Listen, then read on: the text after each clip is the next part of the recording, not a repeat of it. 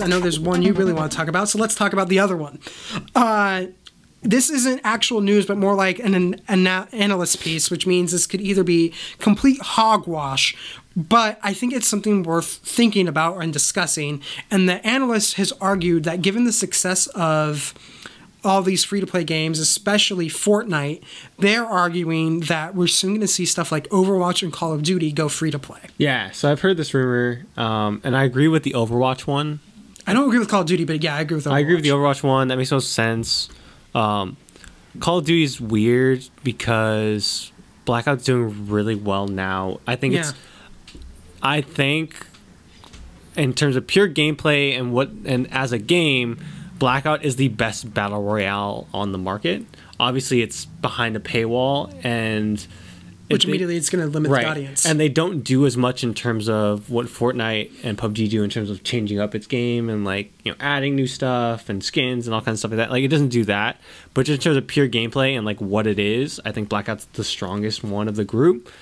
The reason why I don't see this happening is because of the way that Call of Duty is produced on a production cycle. So it goes on that 3-year cycle, right? So it goes Treyarch, Infinity Ward, and there's I don't remember Sledgehammer. So once the new game comes out, I think Infinity Ward's next. Once the new Call of Duty comes out, they're not gonna have Blackout. And if they do have Blackout, it's going to be called something else. It's not going to be called like Blackout 2, right? Yeah. So now you're just going to have, are you just going to have Blackout as a separate mode that's not going to change with the rest of the Call of Duty series? Then you run into a situation of like, does that now just become a completely different version of Call of Duty that doesn't change and evolve with the rest of the games? And like, make it so you think if they do it free to play, they might do a standalone that's just otherwise it doesn't make sense, right? Because otherwise then you have this free to play mode on Black Ops 4 that doesn't live with the rest of Call of Duty, right? Like it doesn't, right? Call of Duty, even in its pro scene, like what it does is it just drops whatever the old game is, drops like a sack of bricks, and then the game just right? moves, right? So like, then the community moves with it, right? Exactly. Like now what you're doing if you do it free to play here is that now everyone's just going to play Blackout, and then you fracture your audience, right? Like this, it's a weird case. I could see them doing it because of how the free to play market is booming with Fortnite, but I think it'd be an awkward situation. I think it doesn't work for Call of Duty, but my thing with Overwatch is, first off, Overwatch already has most of that stuff kind of already there with how it functions. It's just that it's behind the paywall of you have to buy it before you get I mean, it's all loot boxes, right? It's all loot boxes that you can buy the loot boxes. So Overwatch is already kind of pre-built to have that work. Right. But I think the real reason why Blizzard would be thinking about it would be less, oh, hey, we can make so much money if it goes free to play. I think it's more Overwatch League. Because I have found that when you watch competitive Overwatch, it is so hard to follow unless you play the game, that they're already limiting the audience that can watch it, and by making it free to play, they can hopefully expand that audience. Like I think we've talked about it before. Yeah, and I've been calling it for years that Overwatch League will struggle and has struggled, and they're not making any decisions. Personally speaking, I don't think they're making any decisions that lends to the idea that they will right the ship. And remember, I've called this for years, so this isn't anything new. This is a conversation you and I have had for a while, where it's like we like some of the things that they're doing in Overwatch League, but we don't think it's... Go to my Twitter and search terms OWL.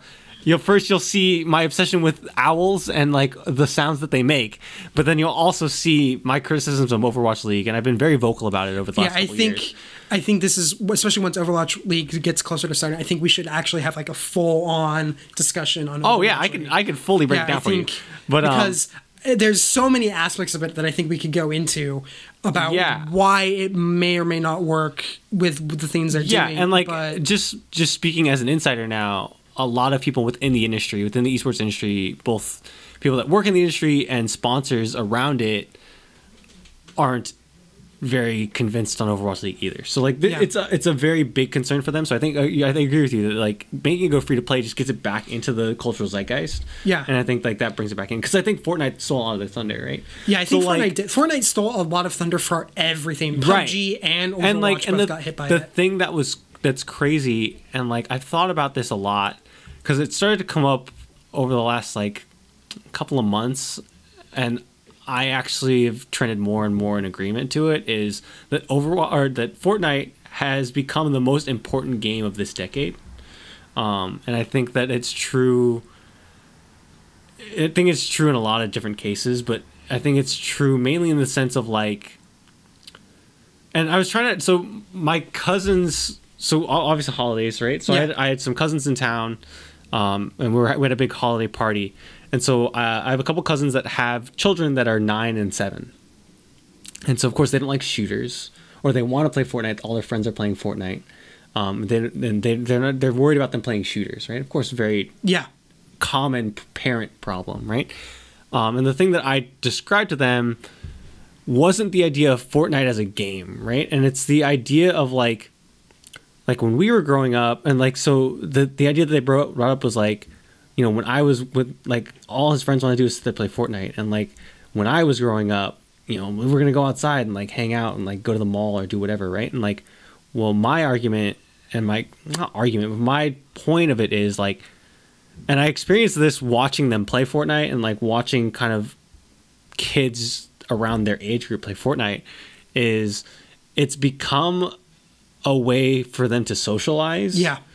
Because like back then, like kids were allowed to go outside and like go off by themselves and like hang And out. that's and do less things, of a right? thing nowadays. That's less of a thing now. Like the world is quote unquote a dangerous place now, right? So like parents aren't letting kids outside of the house, and so like they can't drive, they can't go anywhere by themselves. Like getting on Fortnite with your friends is less about playing the game. It's less about winning and like trying to win and like play the game. It's more about like we're just hanging out and spending time together. Well, that's how I feel even as an adult when I play computer games with friends. Right. Is a lot of it. But like we even have the ability to go out to a movie and do whatever, right? Like so. Yeah. But like for them, like this is the outlet that they have, and Fortnite has really become that. And Epic's leaned into that so heavily of like this is just it's not like a lot of the gameplay changes they make aren't gameplay related. They are just like adding things into the game where it's like, hey, come dance at this spot, or like come hang out over here. Like it's more of just an experiential thing rather than it is a competitive thing. And I think it's really cool, and I think it's something that a lot of companies aren't getting when they're making these games of like, let's make it free to play or whatever. Like it doesn't, like I think League of Legends and Dota became that as well, and like CS:GO have become that, where it's like these are places to hang out with your friends. These are social spaces for you to be in. And I think that's something, it's like I said, as an adult, it's like, for me, if I'm going to play a game as a game, I'm usually going to play a single player game. Yeah. The moment I'm doing a multiplayer game, I don't really want to play unless I'm playing with my friends, because for me, Right. a lot of it is the social aspect. Right. And it's Fortnite, it can play on my phone. It can not play on Right. this iPad, but it can play on iPads. It Right. can be on your Xbox, and even on your PlayStation now on the same account, Yeah. because Sony finally buckled. And like that's the But crazy thing too. Is the thing is that's crazy. It's everywhere. But the craziest thing, and like someone brought it up to me, and I never thought about it this way until they brought it up. Was think of how many games have asked for crossplay, right? Like Rocket League was a big one where it's like Rocket League wanted crossplay, and Sony was like no. And like all these games, the popular games, like Call of Duty's talked about it, like everyone's talked about it. Microsoft has come out and said like, yeah, we want to play crossplay. Like everyone's talked about it, and Sony's been like, no, we're not doing crossplay. And then Fortnite made them buckle to their knees. yeah, because it was like there was finally a game that was more popular than Sony corporate's like willpower. Yeah, like dude, like think about it. This game that shouldn't have succeeded, this game that had to pivot and that pivoted into this thing accidentally, made one of the most powerful gaming companies in the world buckle to its whim. Yeah. Like think about that. Think about what other game could do that? Like it's such an important game. And again, I like Fortnite. Do I think it's the greatest game of our generation? No. but it's definitely the defining game. It's a defining game, and it's an important game not for gameplay. Like, 'cause I think Blackout is a better mode than Fortnite is, right? Or Fortnite's like Battle Royale. I think it's better. I think PUBG in a lot of aspects is better. I think it's probably one of the weaker of the major Battle Royale games, but what it's doing is so important. You can't get away from it. It's everywhere. Unavoidable. You know it's big when it gets an SNL sketch. Yeah. And everyone understands it. Dude, Ninja was on Jimmy Fallon. Ninja hosted hosted at New York at Times Square. Yeah, that's right. He was Ninja was on the main screen streaming for 8 hours at Times Square on one of the big screens at Times Square was just Ninja's stream. Yeah, it's during New Year's Eve. Fortnite crossed from just being a gaming thing and just became a cultural thing. And like so quickly. So it's kind of like so much in the way that Minecraft changed the thinking of like in the 2000s to now, even now, Minecraft changed the way the next decade thought about games in terms of like beta, game in progress, having people play through while you're building your game, things like that. Like the way that Minecraft, not the gameplay of Minecraft, but the way that Minecraft was run and produced, and the way that it affected the culture and the way that it ran, affected the way we view games from 2009 when it came out to now, right? Fortnite's going to do the same thing from now until the next thing. Yeah. Right. And you know what? I'm all for more social stuff with games because it's honestly half the reason I play anymore is to play with my friends. Right. But let's go on to the big thing, the thing I know you really want to talk about. What's the big thing? It was like a flashback from the 2000s instead of the 2010s. Bungie. Yeah. Super excited. So, if you don't follow gaming news at all, Bungie is the developer that made the original Halo game with Halo 2, Halo 3, Halo Reach, and Halo ODST. I think that's all they did. Yeah. Reach was the last one. They split from Microsoft, so Microsoft has now an in-house studio that does all the Halo stuff. Named called 343. 343. Bungie then started to make the new big game, Destiny, but they did that as a partner with Activision. Right. And the news broke that Bungie is going to now start to self-publish their games, and I think they had to buy themselves out of the contract with Activision. I don't know if they bought themselves out, but there was a mutual agreement that they will split and part ways with Activision, and that they are, most importantly, retaining the Destiny IP and the branding of Destiny. So, huge fan of Halo 1 through 3. Sometimes I even still sit down and be like, man, I need to do a replay. I've only got about 20 minutes into Destiny 2, and that's only because... Did you buy it? No, it was free for that brief period of time last year, so I got it then. Got it. So I only have about 20 minutes in. First off, I don't have to be sold on Bungie being awesome and having their own control over stuff. Right. You know, to me, I'm like, that's great. Why don't you break it down? Because I know you're bigger on Destiny. So again, huge Destiny player, huge Destiny fan. A lot of the changes, we have to see what they do, right? So a lot of the changes, or a lot of the criticisms that Activision has been a lot of monetization stuff and a lot of, microtransaction-y kind of stuff. Destiny doesn't have a ton of that, and the stuff that they do have isn't important. So I don't know if that's going to have a huge change. I will say that a lot of the stuff that they push, like expansions or add-ons or things like that, do feel rushed. So when you're on your own time, and you're not answering to a publisher, you don't have to worry about deadlines. And so I could see them taking a lot more time, and a lot of these things coming out could take longer, but be better quality when they do come out. Yeah, because I've noticed a trend, because I still follow the news, gaming news anyway, even though I don't play Destiny, is it always seems like there's this 2-week period after the expansion comes out where they fix everything. Yeah. But they come out seemingly right away of like, hey, we know these are problems and we'll fix them. And they fix them and it's all good, right? Like that's what always happens. And the thing that always happens with Destiny 2 is like, there's always one expansion that sucks, that's terrible, and then like the second expansion that's like fixes everything, that does great, and then the next expansion is shit, and then they fix everything. And like it goes in waves. So again, a lot of those problems, don't sound like Activision problems. They sound more like Bungie trying to figure out what this game is and like how it. Because again, like we were saying, games of service. What Fortnite's doing isn't easy. Yeah. Like being able to put content out that everyone automatically likes or is into right away is hard. So I think Bungie's trying to find their way, and like in some ways they have, in some ways they take steps back because they experiment, and like I like that they experiment, but it does ruin the game at times. They do really kind of ruin progression and ruin the game.